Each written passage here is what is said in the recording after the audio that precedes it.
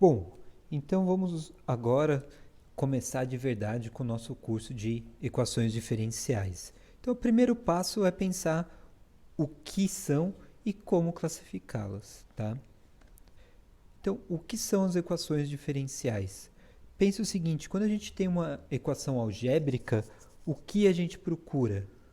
A gente procura uma solução que é um número, certo? Então, veja no exemplo que eu coloco aqui uma equação quadrática, ax quadrado mais bx mais c igual a zero. Quando a gente tenta resolver essa equação, o que a gente faz? A gente usa a fórmula de Bhaskara, x igual a menos b mais ou menos raiz de b quadrado menos 4ac, tudo isso sobre 2a. E nisso a gente obtém dois números. Então, quando a gente resolve uma equação algébrica, a gente obtém um número. A gente tem uma incógnita, que no caso é o x, e esse x ele representa um número que a gente tem que descobrir qual que é. Quando a gente fala de uma equação diferencial, a gente tem como incógnita uma função. Então a gente procura uma função e a equação diferencial ela é formada por derivadas dessa função. Então vejam, aqui no caso eu coloco três exemplos. O pêndulo, o movimento que o pêndulo faz quando ele balança é descrito por essa equação, derivada segunda de θ mais a gravidade sobre o comprimento do meu pêndulo vezes seno de θ igual a zero. Então veja que a minha função que eu tenho que descobrir aí é o θ. É o θ em função do tempo, é o ângulo que o pêndulo faz com respeito a uma vertical em relação ao tempo, tá? O outro exemplo, massa-mola, é quando eu tenho uma massa ligada a uma mola sobre a influência do atrito, que aí é representado pelo gama, e a influência de uma força externa periódica, que é esse F0 cosseno de ômega t. Tá? Então, o que a gente procura aí é uma função para o deslocamento x em função do tempo. Nosso terceiro exemplo, o circuito RC, a gente tem um circuito com um resistor e um capacitor e uma fonte de diferença de potencial que depende do tempo. Tá? Então, nesse a gente procura o quê? Como a carga do capacitor, denotada aí por Q, varia em função do tempo. Tá? Aqui já é interessante já fazer um comentário sobre a notação que nós vamos usar. Veja que cada um desses três exemplos, a gente tem uma notação diferente.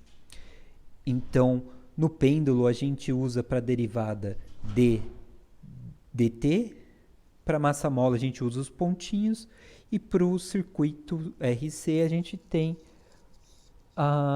o tracinho, tá?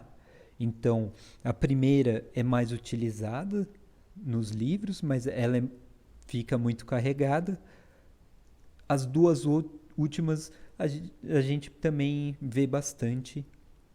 Ela deixa um pouco mais limpa a nossa notação. Então, no massa-mola, cada pontinho a gente tem uma derivada. Então, quando a gente tem mx dois pontos, isso significa que eu tenho a massa vezes a derivada segunda de x em relação ao tempo. Tá? Da mesma coisa, quando a gente tem o circuito RC, esse R Q', a gente tem que R é o resistor, então é a resistência vezes a derivada primeira da carga em relação ao tempo.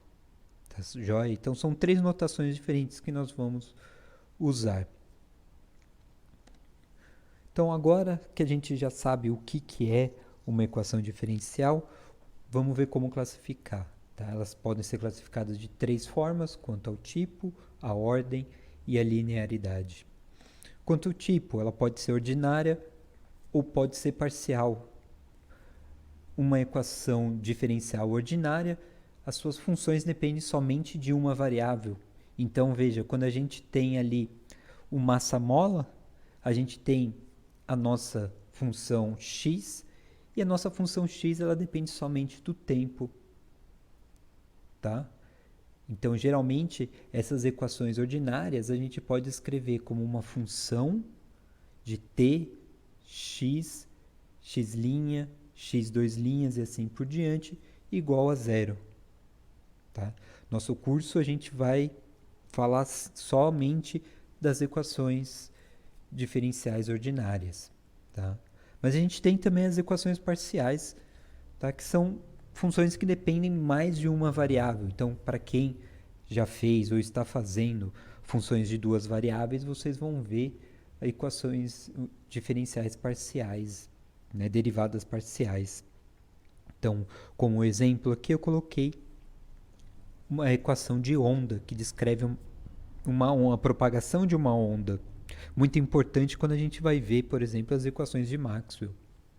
Tá? Então, nesse caso, eu tenho a derivada segunda de u em relação ao tempo, igual um c quadrado, que no caso seria a velocidade, derivada segunda de u em relação a x, ao deslocamento. Então, isso me mostra que essa minha função que eu estou querendo descobrir, que é o u, ela depende tanto de x quanto de t.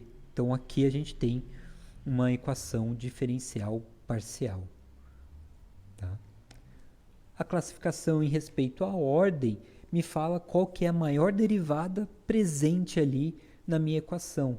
Então, quando a gente tem f de t, x, x', x duas linhas e assim por diante até xn,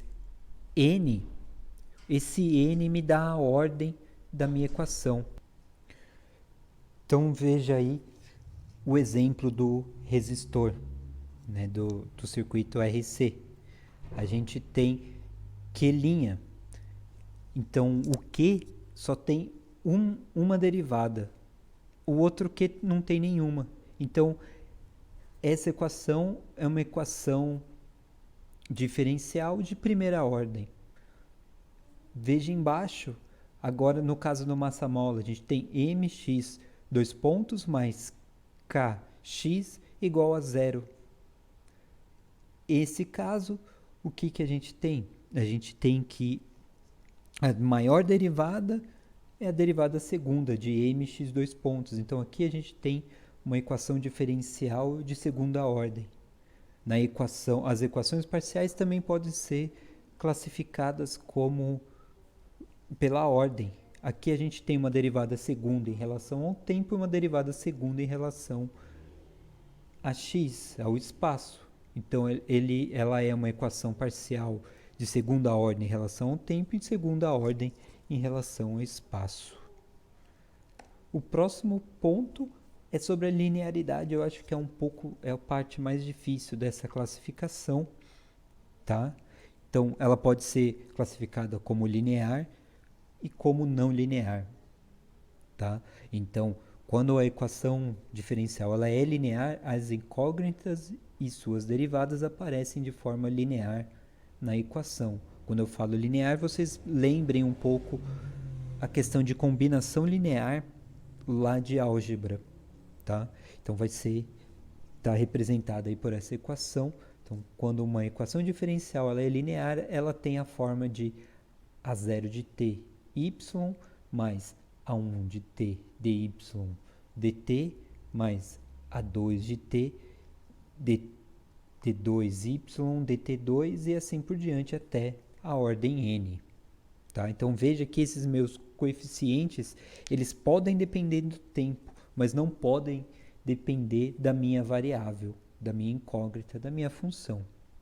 Então, no caso, aqui pensando no sistema massa-mola, eu posso ter o atrito dependendo do tempo, mas ele não pode depender do deslocamento. Tá? Então, eu tenho mx mais gama de t, x ponto, mais kx igual a f0 cosseno de ômega t. Essa é uma equação linear. Veja que eu consigo escrevê-la como a equação de cima. Eu tenho o A2 de t é m, o A1 de t é o gama t e o A0 é o k. E meu f de t ali é o f0 cosseno de ômega t. Tá? Agora, não linear é de todas as formas. Por exemplo, a equação do pêndulo.